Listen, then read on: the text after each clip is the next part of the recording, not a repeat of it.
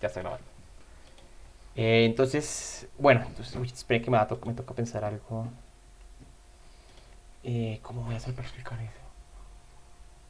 Bueno, ya sé cómo, pero no va a ser lindo. Bien. Gracias, qué pena todos los problemas técnicos que hemos tenido hasta el momento. Entonces, este fue el punto donde yo creo que más personas se equivocaron. Bueno, esta simplemente pues toda la tuvieron bien y este fue un error. Pedir el nombre del equipo otra vez. Y bien, ¿por qué? Tiene que ver con el hecho de que aquí les estaba diciendo que el gobierno, uno de los problemas fue el gobierno, otro de los problemas fue durante la pandemia y otro fue demandarse por nulidad por inconstitucionalidad. Entonces, la regla que habíamos visto básicamente era, vean, tiene que ser uno de carácter general y provenga directamente de un mandato constitucional. Y no tiene que ser expedido directamente por el gobierno nacional, sino pues cualquier autoridad que tenga un deber constitucional. Ahora, ¿cuál fue el problema aquí?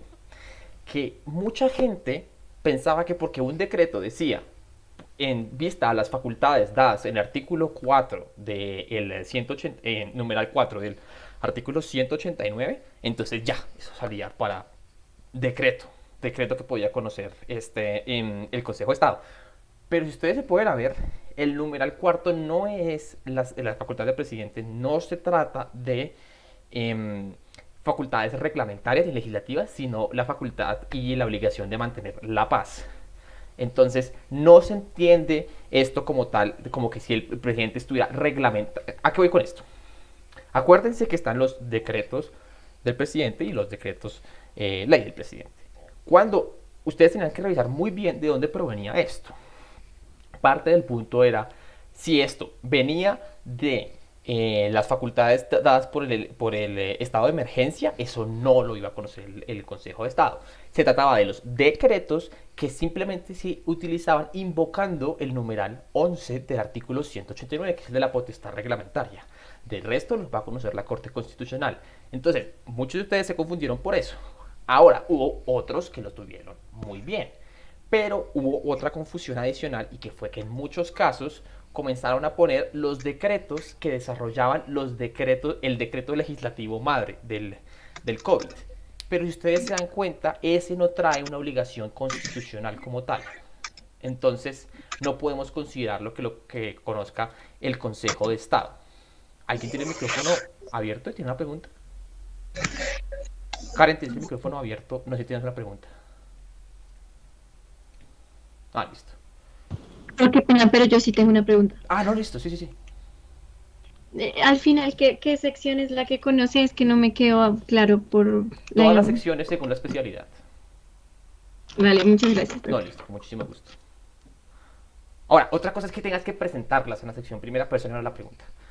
Em, Ahora, voy a volver sobre esto. Entonces, eran los decretos expedidos por el gobierno que podían conocer el Consejo de Estado por nulidad por inconstitucionalidad.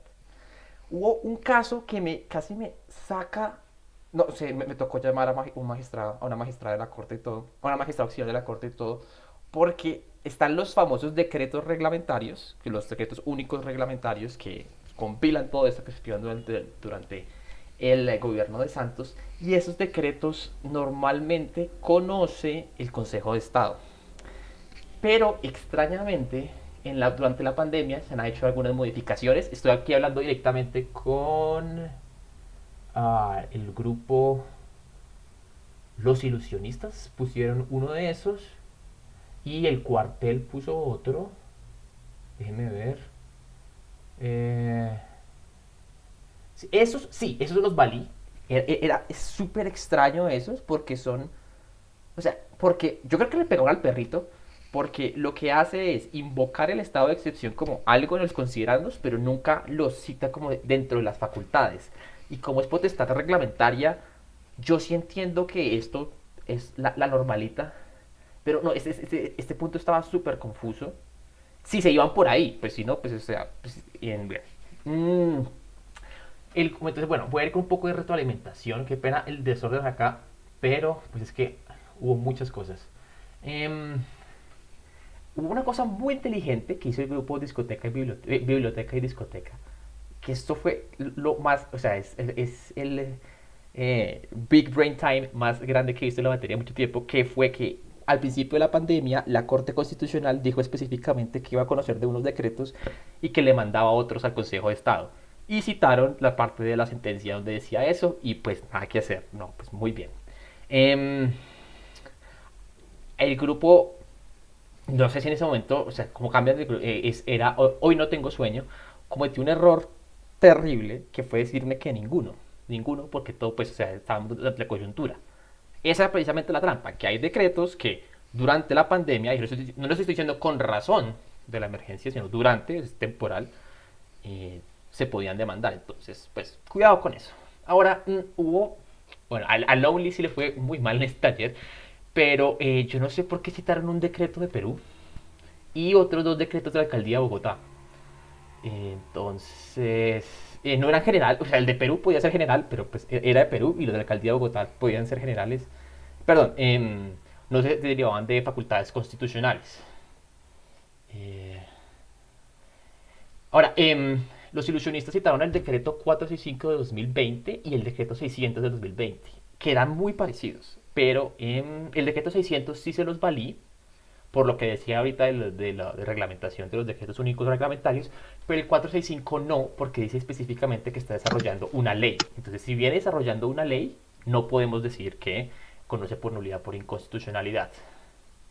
Eh, Ahorita necesito que por favor se queden los miembros del equipo Captain America and the Winter Soldier. Sí. Porque necesito discutir algo con los miembros de este grupo. Avengers puso dos decretos que son el 568 y el de 2020 y el 797 de 2020.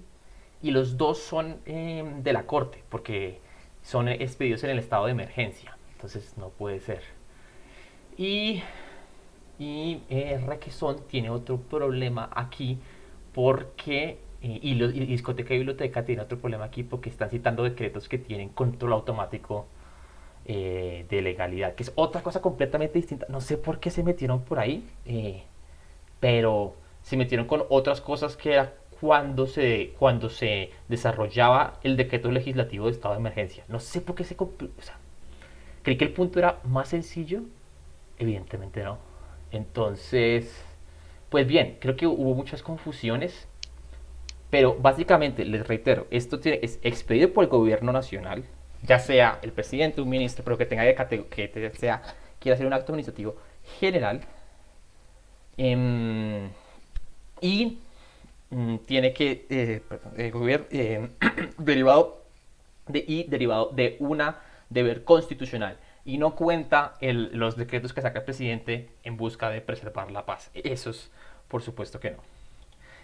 Bien, yo sé que esto fue un punto álgido, que fue un taller difícil, entonces voy a dar la palabra para el que quiera tomar la palabra, Luis Miguel. Doctor, no sé, es que de pronto yo no entendí que tenían que ser, no, los que conocía la Corte, no sé por qué está sesgado a que los de la Corte no, si ahí no lo dice. Porque estamos hablando de nulidad por inconstitucionalidad, que era la acción que estábamos viendo. No se llaman parecido, puede llegar a confundir, pero no estamos hablando de esta acción de inconstitucionalidad, sino de la nulidad específicamente, que es la que conoce el Consejo de Estado. Ok, Sí, yo estoy de acuerdo con Jacob. Estaba bien enredado, especialmente por la pandemia. Sí, pues no tengo nada más que decirle. Sí, está bien enredado y yo creo que también creo que hubo grupos que se lo tomaron muy... Ah, esto es fácil. Pero por eso les decía, por eso les ponía en la página web como el test, como que vean, revisen que cumple con todo. Entonces, hubo una cosa que no me gustó, que fue decir como que argumentarme que le tocaba esto al Consejo de Estado porque no le tocaba a la Corte Constitucional. Era decirme, vea, esto no le toca a la Corte Constitucional y por lo tanto le toca al Consejo de Estado. Ese argumento sirve en algunos casos, pero en este caso no específicamente, porque me estaban citando, por ejemplo, los decretos que desarrollaba, que eran en vista lo de mantener la paz. Entonces, no solo se trata de que, oiga, es lo que no le toca a la Corte, sino también argumentar conforme a los parámetros que les estoy dando. Bien, pues esa es la retroalimentación. Em, Voy a ahora pasar a lo de régimen electoral, a no ser que haya otra pregunta o otra inquietud.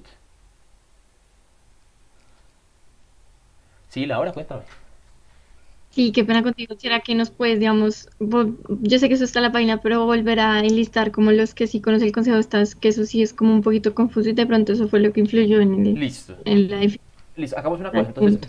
voy a decirles los requisitos y voy a, además, ahorita les escribo por el Teams con ejemplos. Como vean este, por ejemplo, este sí le toca al consejo. Y para, no, ¿te gustaría eso? O sea, es para poder, te digo los criterios y luego te pongo ejemplos ya con más calma. ¿Listo, Laura? Sí, muchas gracias. Listo. Mejor. Listo, entonces vamos con lo primero. Vamos, los requisitos. Entonces, hay una cosa que puede ser distrayente y es que el 237 de la Constitución nos dice em, lo que no le toque a la Corte Constitucional le toca constitucional. Y eso puede ser un primer paso. Listo, sabemos eso. Ahora, falta ser la parte positiva. Entonces, ¿qué si le toca al Consejo de Estado por nulidad, por inconstitucionalidad? Es lo que sea un acto administrativo general, ya sea del gobierno nacional o de otra entidad. Por ejemplo, hay un ejemplo interesante que me dieron que fue el de los reglamentos de las cortes. Las cortes reglamentaron perdón, las cortes modificaron sus reglamentos para lo de la virtualidad. Y fíjate que estos actos administrativos son de carácter general, porque pues están regulando actuaciones procesales y cualquier actuación procesal se considera un acto administrativo. Cualquier reglamentación sobre actuaciones procesales se considera un acto administrativo general. Entonces, ¿expedido por el gobierno? No, pero es de carácter general. Ahora, tenemos las dos partes. Entonces, que puede ser expedido por el gobierno o no, tiene que ser general. Y lo más importante es que tiene que derivarse de un deber constitucional. Entonces les voy a mostrar, por ejemplo, de dónde se derivan estos deberes constitucionales. Constitución. Entonces voy aquí, esto es la Constitución, es la página del Senado, ningún truco aquí. Entonces nos vamos al 241, por ejemplo, nos va a decir que la Corte Constitucional tiene que hacer varias cosas. Entre ellas, tiene que darse su propio reglamento. Entonces uno dice, ay, ve, acá está la facultad constitucional para reglamentar. Y, por ejemplo, con el 189, que es el del presidente, nos va a decir, por otro lado, ay, ay, ¿qué pasó? Entonces, vean, el cuarto era conservar en todo el territorio el orden público y restablecer donde fue turbado. Que cuando está citando este no es un deber reglamentario como tal, de hecho es, porque lo ponen como que lo que le toca hacer al presidente, básicamente. Y aquí está, ejercer la potestad reglamentaria mediante expedición de los decretos, resoluciones y órdenes necesarios para la cumplida ejecución de las leyes. Entonces, este es el tipo de cosas. Porque fíjense, o sea, yo sé que esto suena a repaso de orgánico, pero acuérdense, esto no es ni por estado de emergencia, ni por estado de excepción, ni por emergencia económica. Los del 11 específicamente. Y tampoco es porque el Congreso le revistió de facultades de 6 meses para dictar decretos especiales con fuerza de ley. Entonces, o sea, si se dan cuenta, son los decretos normalitos del presidente, los que no tienen esta pedigrí, los que no son para limitar las facultades, por ejemplo, en la pandemia, todos estos que salían de las cuarentenas y todo eso, esos eran decretos de más fuercita. Estos son los decretos normalitos. Yo le estaba preguntando por los decretos más normalitos que saca el presidente, que son estos, por ejemplo. Y también, pues, los ministerios pueden hacer otras cosas, las superintendencias pueden hacer otro tipo de cosas, etcétera. No sé si con esto ya queda un poquito más claro, Laura. Sí, doctor, gracias. Listo, perfecto. Entonces me quedo con lo de revisar lo de Avengers y bien. Vamos entonces a la segunda parte de esto. Vean, si esto es lo que les va a salir, de pronto les sale que si les sale, le dan más información y le dicen continuar. Yo nunca les he pedido datos personales aquí, entonces no entiendo por qué esto está pasando, ya puse la queja. Y ya me contestaron que lo están revisando. Entonces, bien. Cualquier cosa que no les funcione, me avisan y nos inventamos algo. Bien, entonces vamos a hablar un poquito de derecho electoral. ¿Por qué? Porque esta semana vamos a evaluar dos acciones, que son la pérdida de investidura y la revocatoria de mandato. Básicamente, ¿por qué me interesa que revisemos esto? Son dos acciones constitucionales que son de gran relevancia. En la pandemia se ha hablado un montón de cosas sobre la revocatoria del presidente, que eso no se puede hacer todavía, pero pues es para que entiendan de dónde viene esto y para dónde va con esto. Entonces vamos a hablar un poquito de en qué va el Código Electoral, que es una noticia que de pronto les suena, que estamos modificando el Código Electoral en este momento. Vamos a hablar de la organización electoral, que vamos a ver de derecho electoral, que va a ser dos o tres cositas, y vamos a hacer dos aclaraciones sobre la pérdida de investidura y otra sobre la revocatoria de mandato. Es muy importante que se queden, por favor, para la parte de la revocatoria de mandato. Bien, entonces, ¿en qué va el Código Electoral? En este momento, o sea, es decir, hasta hace 3 horas básicamente, estaba en revisión de la Corte Constitucional. ¿Y por qué está en revisión? Esto es ley estatutaria. Y recuerden que ley estatutaria inmediatamente va a control automático por parte de la Corte Constitucional. Y si quieren consultar el proyecto o si quieren, entonces, bueno, si quieren revisar el estado del proyecto, le dan clic aquí a estado y les muestra en qué va. Entonces, aquí decía que estado está en Corte Constitucional. A esto le he pasado de todo, este proyecto. Estoy súper accidentado. Y acá está el proyecto que tienen. Y son 186 artículos, no son más de 200, quedó un código largo. Pero bueno, ya veremos cómo sale. Parte del punto es, están implementando cosas interesantes, como una nueva estructuración de la registraduría. Esto de las listas que sean equitativas de 50-50, pues es una cosa que todavía a mí no me convence por la forma en la que está redactado, pero bueno, ya revisaremos. Bien, entonces hablamos de la organización electoral. Entonces, pues recordar es vivir. Recordemos un poco nuestras clases de derecho constitucional orgánico. Pero solo un pedacito, tranquilos. Esto es de pronto la rama que uno menos estudia en toda la carrera. Y bueno, esto me quedo aquí con el default. Pero bueno, entonces se divide en Consejo Nacional Electoral y en la Registraduría Nacional del Estado Civil. Básicamente, entonces... y la registraduría de los delegados del registrador y los registradores distritales, municipales y auxiliares. Espero que nadie esté así en este momento. Por razones de tranquilos, esto es derecho orgánico, pero pues no vamos a estar excesivamente enfocados en esto. Entonces, recuerden, es simplemente la organización básica de la rama, no se preocupen. Ahora, vamos a hablar de la una y las dos partes. Entonces tenemos el Consejo Nacional Electoral y la Registraduría. Están separados, trabajan de manera conjunta en muchas cosas, pero son dos órganos separados. Este es autónomo, sin personería jurídica, es independiente de las ramas del poder y se encarga de la inspección y vigilancia de la organización electoral. Dentro de sus funciones está elegir al registrador, realizar el escrutinio de las elecciones, expedir las credenciales, y que tienen que tener todos los jurados de votación, aprobar el presupuesto de la registraduría y distribuir los aportes de las campañas. Si se dan cuenta, son funciones muy administrativas versus la registraduría, que va a tener muchas funciones más bien de tipo secretarial, en el sentido que le toca hacer mucho más el trabajo pesado de sentarse a contar los votos, de montar las mesas, etc.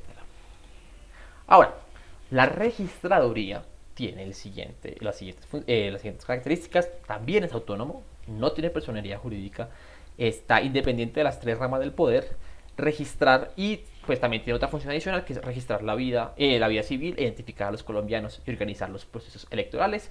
Por eso las cédulas las expide la registraduría, los registros civiles también, etc. Ahora, sus funciones. Todas las actividades de registro, como ya hemos visto, lleva el Censo Nacional Electoral, organiza las elecciones y conoce y decide sobre las revocatorias de mandato que promuevan los ciudadanos. Entonces, además de lo que ya hemos visto, va a tener una cosa muy especial que va a ser poder revocar el mandato de los ciudadanos en caso de que se cumplan unas condiciones muy particulares. Vamos a ver cuáles son ya dentro de poco, pero primero quiero que hablemos sobre la pérdida de investidura. Entonces, una cosa muy importante, y para que tengan en cuenta al momento de hacer el quiz, esto tiene que ver con senadores únicamente. Entonces, no sé, entonces, si por allá les pregunto una cosa de un ministro, pongan cuidado. Ahora, causales. Violación al... Uno, ¿por qué puede perder la investidura? Y por qué me interesa aclarar esto, para saber, para mostrarles y yo explicarles un poquito de estas. Y donde quiero que tengan, presten especial atención. Porque lo que más pasa es estas tres. Los procesos, pues los procesos se inician de pérdida de investidura que se realizan en el Consejo de Estado, normalmente son por estas tres. Entonces, violación al régimen de inhabilidades e incompatibilidades, por ejemplo, lo que casi le pasa a Mocus. Inasistencia reiterada, lo que casi le pasa a Iván Duque. Y no tomar posesión del cargo, que fue lo que le pasó a este senador del partido FARC. Ay, ¿cómo es que se llama? Ay, hijo de madre, yo olvido el nombre de él. Antrich. Santrich, eso es Santrich, sí. Este fue lo que le pasó a él y pues fue como, pues, perdió la investidura. Ahora, hay otros que son indebida destinación de dineros públicos, que esto casi le pasa a mucha gente durante el gobierno de Samper, tráfico de influencias, violación de los topes máximos de financiación y hacer contribuciones monetarias a partidos políticos, movimientos o candidatos. Me interesa que entendamos bien la diferencia entre las inhabilidades y las incompatibilidades. La inasistencia reiterada es una cosa que ustedes creo que van a ver, que les voy a pedir que lo revisen en la actividad.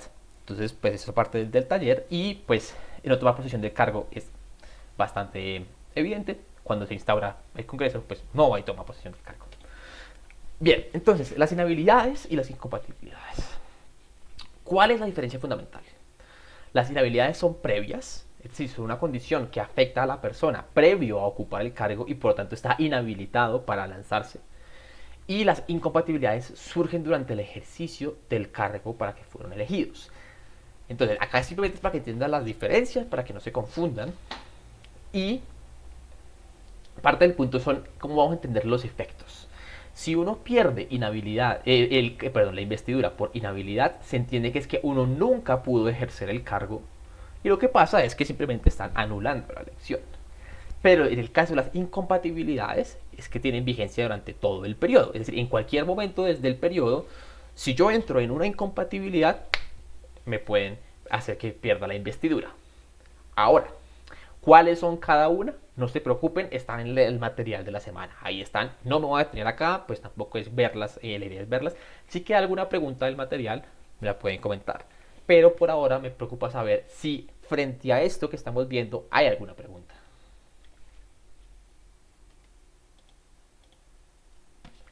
Sí, Michelle.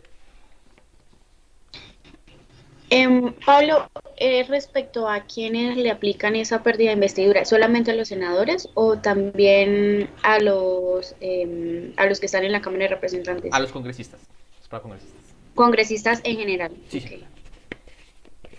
Gracias. Listo. Entonces, de nuevo, gracias, Michelle. Cuidado. ¿Por quién? Hay un botico ahí. Cuidado a quién le estoy preguntando a quién aplica esto.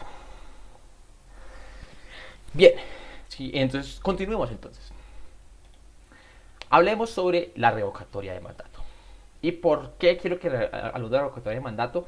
Porque les va a tocar hacer un poquito de matemáticas. Muy sencillas, pero matemáticas son. Van a ver que necesitamos unos porcentajes. Sacar unos porcentajes muy importantes. Tenemos que sacar tres números. La convocatoria, la votación y la revocatoria. El porcentaje de convocatoria es cuántas personas necesitan firmar la solicitud.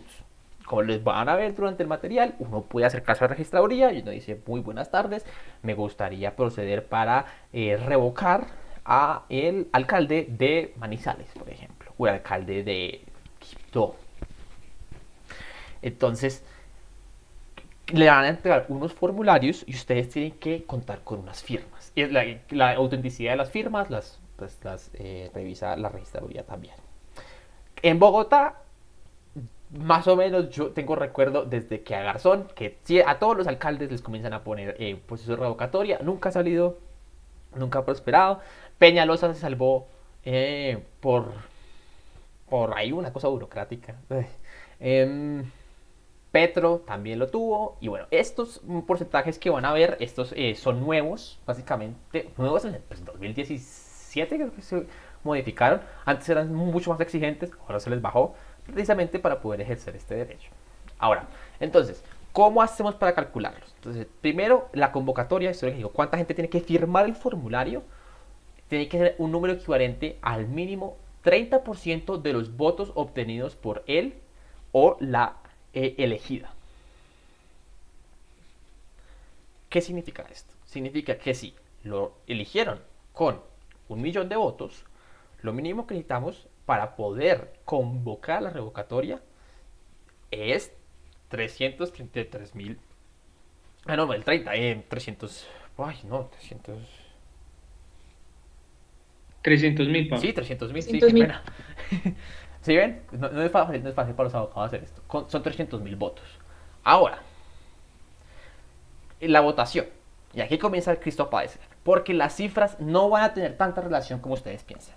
Entonces, ahora se convoca a una votación. Y en esta votación se dice, ¿está de acuerdo con revocar el mandato de tal persona? Entonces, debe votar por lo menos el equivalente al 40% del número de personas que participaron en la elección del funcionario que se pretende revocar. Ahora, fíjense que los votos elegidos, aquí que estamos hablando de la gente que participó, son dos cifras distintas. Y aquí ya les voy a decir por qué eso se complica más. Porque aquí, por ejemplo, ni aquí ni aquí vamos a contar los votos nulos, pero aquí nos va a tocar contar los votos en blanco.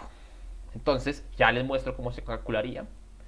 Y, no, hagámoslo de una vez. Entonces, ¿yo cómo accedo a las cifras? Es difícil. Y para que lo sepan, solo voy a aceptar las cifras oficiales de la registraduría. Si me lo sacan de un periódico, de un post de Facebook, lo siento. Y si hay un errorcito, lo siento, utilizamos solo cifras oficiales. ¿Cómo lo hacemos? Entonces pongan atención. Entonces, vamos aquí a Google. Y entonces vamos a poner resultados, elecciones, registraduría. Y aquí en resultados, elecciones, registraduría, se van a ir a resultados, resultados electorales de la registraduría. Y cuando les salga esto, si algún día sale, esta página es bastante lenta. Vean, cerrar acá. Vean, nos mandó donde no era. Ay, María. Ya les mando el link. Por si algo. Elecciones locales, no, hombre.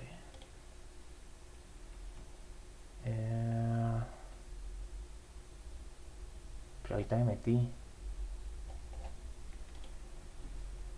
Santo Dios.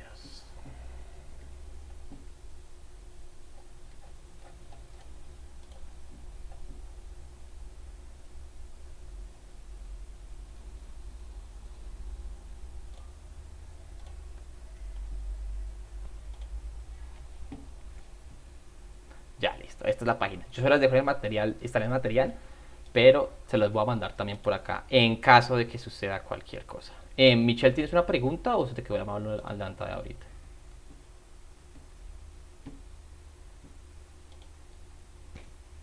No, me quedó levantada. Ah, Perdón. listo. Pero yo veo que Verónica sí tiene una pregunta, o por lo menos acaba de alzar la mano.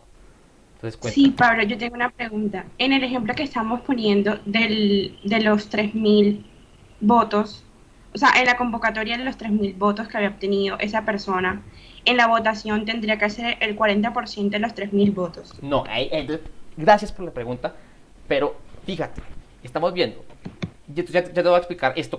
Vamos a ver un ejemplo de esto más concreto, pero expliquémoslo en teoría y luego pasamos a un ejemplo. Entonces, esos son el 30. Supongamos, a Claudia, pongámosle pues nombre y apellido. A Claudia López la eligieron como con 1.500.000 votos.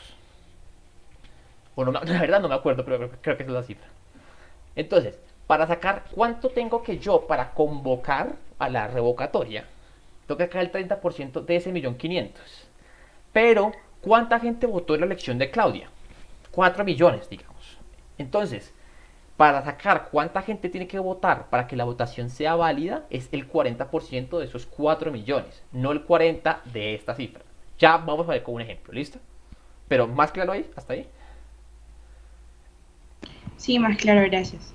Listo, entonces pongan cuidado porque esto es berracamente difícil de entender cómo funciona la página de registraduría.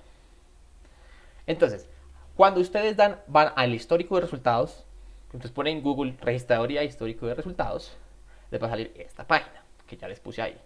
Y aquí van a encontrar que se ha visto. Entonces, vean, dice, entonces hubo una consulta popular anticorrupción, segunda vuelta presidente y vicepresidente y elecciones territoriales.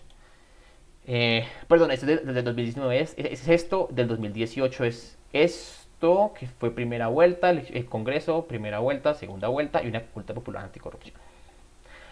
Entonces, yo les digo, hagamos un ejemplo. Busquemos cuánto necesitamos para la gobernación del Huila. Saquemos estos porcentajes con la gobernación del Huila. Y aquí viene lo difícil. Entonces dice, elecciones territoriales, que fueron en octubre 27 de 2019. Listo. Entonces nos vamos aquí donde dice escrutinio. Entonces les va a ir una página que es lenteja, pero lo peor es que uno dice, esta es buena. Entonces, aquí cuando dicen, le va a aparecer general municipal auxiliar. ¿A qué se refiere esto? ¿De dónde vienen los resultados? Del Consejo Nacional Electoral, de la Registraduría General, de las registradurías municipales o de las registradurías auxiliares. Denle para buscar para gobernaciones, le dan general. Y dicen, ¿de dónde lo quiere? De Antioquia. Entonces, vea, Huila. Listo. Entonces, consultar. Y cuando le damos consultar, nos va a decir que alcalde, pues no, porque Huila no tiene alcalde. Pero sí tiene gobernador. Y lo que vamos a hacer, aquí va a ser un consejo, no, es asamblea. Bueno, aquí va a haber un error. Y lo que van a darle es que cuando están aquí en gobernador, van a ver dos documentos. El formulario E24 y el formulario E26. Para lo que queremos, vamos a darle clic al E26. Aquí se demora un poquitico, pero ya van a ver. Entonces, por favor, les voy a pedir que tengan ahí a la mano una calculadora. Yo voy a coger aquí la mía. Para que todos lo hagamos juntos. Entonces, aquí nos van a aparecer los resultados. Ojo, el que aparece de primero no es el que ganó, es el primero inscrito. No se vayan a confundir con eso. ¿Todos tienen calculadora a la mano? No me tiene que responder, solo estaba recordando. Bien, entonces fíjense, aquí ¿quién ganó?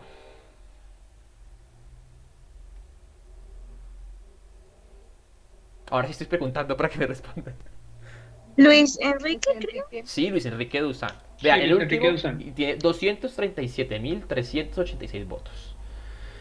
Entonces, ¿qué es lo primero que podemos hacer? Podemos sacar cuánta gente tiene que firmar para poder a la convocatoria.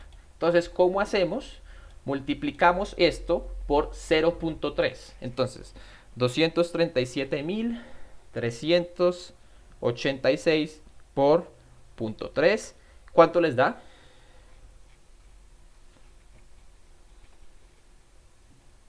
$71.215. Exacto. Hay una cosa ahí que es, ¿qué hacemos con los decimales? Los decimales se aproximan. Si es superior a 6, listo, ya aproximado para arriba. Bien. ¿Qué sigue? Sigue de pronto el difícil. Dice el 40% del número de personas que participaron en la elección. ¿Y ese cómo lo sacamos? Pues vamos acá, dice. Total de voto de candidatos, votos en blanco, votos válidos, votos nulos, votos no marcados. ¿Cómo hacemos? ¿Cuál es la que nos toca a nosotros? Es esta, la de... aquí puedo dibujar, qué bien. Entonces tengo votos válidos. Y los votos válidos es la suma de los votos por candidatos más los votos en blanco. Para calcular el 40% necesito esta cifra, los 50. Entonces ya habíamos dicho que vamos a coger a... Ay, yo, ¿por qué no había descubierto esto? Cogimos este. Entonces eran el 30% que necesitábamos. Es que pena, estoy dibujando con el mouse, entonces no se va a ver muy bien. Habíamos dicho que necesitábamos 71.216 por el punto 8. Listo. Ahora, vamos a sacarle el 40% a este. ¿Cómo hacemos para sacarle el 40%? Multiplicamos por 0.4. Entonces, ¿cuánto les da 50.400? No, perdón, 500. 504.164 votos por 0.4. 201.665. Dale. Espera, ¿me pueden repetir también un segundo? Karen, ¿me puede repetir, por favor? Sí, señor. 201.665.6, o sea, 666. 201.666. Sí, punto 666. Sí, dejemos en 66. Bien, listo. ¿Yo cómo voy a hacer para calificarlos? Les doy un rango de error, un margen de error de 5 votos. Ojo que es estricto este margen de error. Les reitero, no se vayan a periódicos. Bien. ¿Qué nos sigue? Necesitamos ahora calcular cuánto es para revocar. Fíjense, este de acá, esperen, voy a coger el rojito ahora, porque me gusta el rojito. Este es para cuántos tienen que votar para que la votación sea válida, para reconocerla, como que, bueno, aquí sí, listo, hubo para revocar. Ahora, ¿cuántos necesito? Es una cifra muy sencilla. Debe estar aprobado por la mitad más uno de las personas que participen en la convocatoria para revocar al funcionario. Esta cifra no se tiene necesariamente a partir de la cifra anterior por lo siguiente. Si estoy aquí estableciendo un mínimo, este es el mínimo, esto no significa que entonces este es el número de personas que vayan a participar. Pueden participar más. Lo que nosotros sí podemos hacer es calcular con mínimo cuántos votos se necesitan para revocarlo. Si esto es el mínimo que necesitamos para que la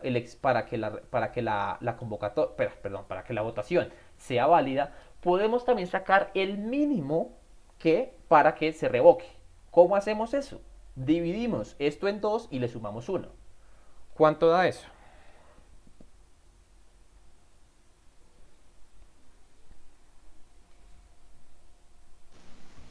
$100.834 votos redondeados. Exacto.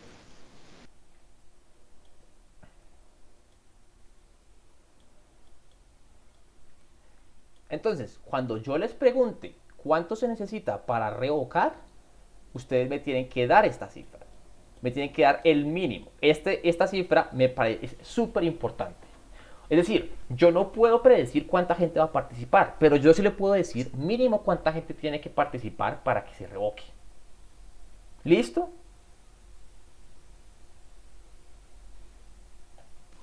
No, doctor, ¿podría repetir esa última parte, por favor? Claro que sí. Y Gracias. ya le la palabra a Carolina. Entonces, números. Estamos hablando de números, ¿no? Yo les dije, vean, se necesita 30% de los obtenidos para convocar. Es decir, vamos a hacer la convocatoria. Y no tiene que ver con esta. Y esta no necesariamente tiene que ver con esta, por lo que decíamos que era lo siguiente. Karen, fíjate que estos 201.666 es el mínimo de personas que tienen que ir para que se reconozca como válida la votación. ¿Esto a qué va? Imagínate que fueran solo 10 personas y 6 votan que listo, que se revoque. Entonces uno dice, listo, la mayoría. Entonces esta cifra está pensada es cuál es el mínimo de personas que tienen que asistir para votar, ¿cierto? Vamos bien, ¿cierto, Karen? Sí, doctor. Listo. Entonces, Karen, ahora fíjate, yo te digo, mira, es imposible predecir cuántos van, pero yo sí te puedo asegurar cuál es el mínimo de personas que tienen que ir para que la votación sea válida. Para que decir, listo, con este número de personas sí se puede revocar. Apenas haya 201.000, 200.666, apenas haya esto, podemos comenzar a revisar si está cumpliendo con, si se puede revocar. Listo. Ahora, ¿con cuántos votos se puede revocar? Pues no sé, también depende de cuánta gente vaya y cuánta gente asista. Pero lo que yo sí te puedo decir es, mínimo cuántos votos tienen que haber en esta elección Mínimo de estos 201.000, mínimo, ¿cuántos se necesitan para poder revocarlo efectivamente? Que son estos 100.000. Mejor, o si no, lo repetimos, no te preocupes. No, ya, ahora sí, gracias. Listo, Sí, claro señor. que sí. Ahora, yo vi que Carolina tenía la mano levantada. Sí, Pablo, tengo dos preguntas. La primera es que en la diapositiva dice que debe ser aprobado por más de la mitad más una de las personas que participan en la convocatoria. Ujú. La convocatoria no sería el 30%. No, perdón, aquí hay un typo. La convocatoria es este. La convocatoria. Perdón, sí, acá hay un error de. Uy, Ok. sí, sí, sí. No, está para muchos Ahí dice, confusión. esta cifra no se obtiene a partir de la cifra anterior. Y sí, ¿no? No, es lo que te digo, no necesariamente en el sentido en el que. O sea, tú nunca vas a saber cuántos puedes. Cuánto. Hasta que hasta que se haga la votación efectiva, tú nunca vas a saber cuánto se necesita para revocar. Lo que tú puedes dar es un mínimo. Lo que yo te voy a decir es, ¿con cuánto se revoca? Pues no sé, toca calcular, toca ver cuánta gente fue. Yo te puedo dar el mínimo de personas que necesitas para que la cosa sea válida. Pero ¿con cuántas se revocó? No, ni idea, no te lo puedo dar, porque no sé cuánta gente va a ir. Ahora, lo que yo estoy diciendo aquí, ¿con cuántos se revocó? Lo que yo estoy diciendo es, calculemos un mínimo. Calculemos un mínimo. No estamos calculando ya efectivamente, este 30% es con mucha más seguridad, este 40% es con mucha más seguridad que yo te lo puedo dar, pero aquí lo máximo que yo te voy a poder dar es el mínimo. No te voy a poder dar efectivamente cuánto, aquí te puedo decir cuánto se necesita para que la votación sea válida y cuánto se necesita para que la convocatoria sea válida. Pero con cuánto se revoca como tal, lo máximo que te puedo dar es el mínimo. No sé si está más claro. La objetiva está muy poco clara, ya voy a editarla. Es el mínimo porque es la mitad de lo que se requiere para que una votación sea válida, pero puede ser revocado por muchas más personas, Sí, ¿sí? puede ser Es por revocado eso por que se dice el muchísimas más mínimo. personas. Ok. Entonces, por eso digo, no se guíen, uy, hijo de pucha, espera que se me traba el mouse. Qué emoción.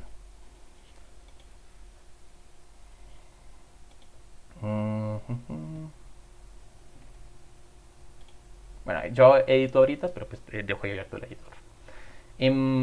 A Y lo tengo que... otra pregunta. Sí, sí, sí, cuéntame. Qué pena, te interrumpí. No, no, no. Em, Cuando había aparecen dos formularios, ¿cuál sabemos cuál usar? ¿Cómo sabemos cuál usar? O sea, nos dijiste que para el ejemplo del Huila era el E24, si no estoy mal, pero El E26. por en eso, ¿cómo sabemos cuál usar? Pues digamos para el ejercicio práctico y en general. Es el E26. Depende de siempre. El E26 siempre. Ya les muestro que les muestra. El E24 ya les muestro que les. O sea, el E24 les va a mostrar otras cifras. eh, Algunas de las que ya tenemos acá. Pero a mí, ¿por qué me interesa que ustedes tengan en cuenta este? Porque está más simplificada la información. ¿Qué te va a mostrar el E23, el E24 por mesas? Listo, Pablo, mil gracias. Listo. Denme un segundo, intento aquí hacer dos cositas. Ya vuelvo con ustedes. Listo. Y para alcalde, ¿cómo funcionaría? Entonces recuérdense que estamos aquí en actas de escrutinio. Y para alcaldes lo que haríamos es, nos vamos a municipal, si nos vamos a Risaralda y nos vamos al alcalde de Dos Quebradas. Y aquí comisión importante, que pongan todas. Y le decimos que muestre todas. Y lo mismo, alcalde. Nos vamos al E26. ¿Qué aparece? Nos aparece que aquí ganó sí, no, ganó el segundo, Jorge Diego Ramos Castaño. Entonces, repasando y retomando aquí. Nos vamos a el histórico de resultados de la registraduría. Ahí bajamos al periodo que necesitemos. 2014, 2015. No le estoy pidiendo nada de... O sea, obviamente esto es para que les quede para el ejercicio profesional y todo esto. Pero entonces yo estoy trabajando solo con datos del 2019. Le vamos a dar para gobernadores, le damos general y le damos el departamento que queramos, Antioquia, y nos vamos al E26. Si queremos alcaldes, nos vamos a municipal, le decimos le decimos la comisión todas y nos vamos lo mismo al E26. Y aquí nos salen las cifras de Medellín.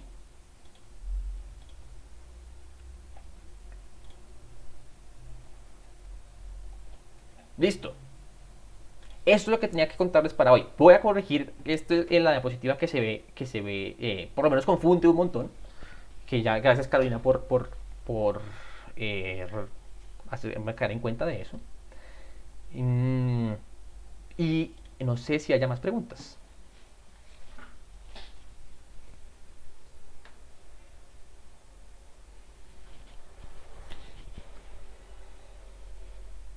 Bien, pues veo que no las hay. Necesito que por favor Scarlett y Natalia, Scarlett Escayón y Natalia se queden un segundito, por favor. Pero entonces eso es todo. Muchísimas gracias por estar acá. Gracias. No, con mucho gusto. Gracias, doctor. Gracias, Pablo. Gracias. Muchas gracias, Gracias, Pablo. doctor. Buena tarde. Chao a todos.